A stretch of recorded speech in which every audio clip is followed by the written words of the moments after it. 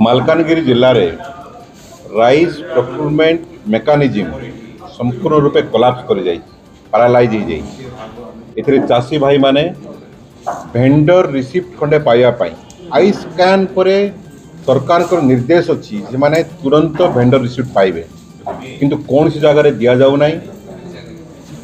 17 तारीख रु मंडी आरंभ होगा, 16 तारीख रु मंडी आरंभ होगा, 24 तारीख पर्यंत से भेंडर रिसिप्ट कहीं मंडी रे ठिया रोचंती।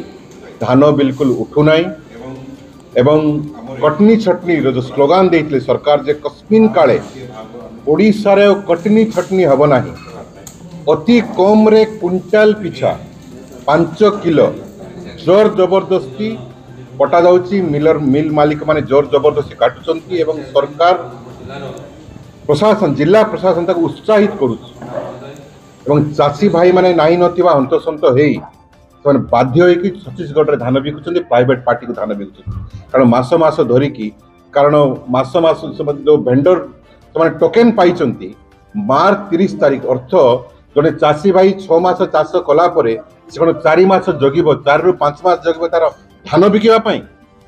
ये की प्रकार सिस्टम, ये की प्रकार प्रोक्यूरमेंट पॉलिसी, ये की प्रकार मंडी भारतीय जनता पार्टी सरकार ओडिशा आरंभ करिछि केबे मध्ये आमे देखि नथि। एणुक आमे तीव्र निंदा करूछु। यदि मालकानगिरी जिल्ला रे मंडी सिस्टम को जदि ठीक न करा जाए ताहले बाध्य होइकि आमे एई जनवरी मासर 10 तारीख ठू जन आंदोलन चाषी आंदोलन रूप नब एवं एठाकार कलेक्टर एवं सीएसओ एथिपाई संपूर्ण रूपे दायी। तांकर नेतृत्व रे एठार मंडी व्यवस्था संपूर्ण रूपे चुरमार हो।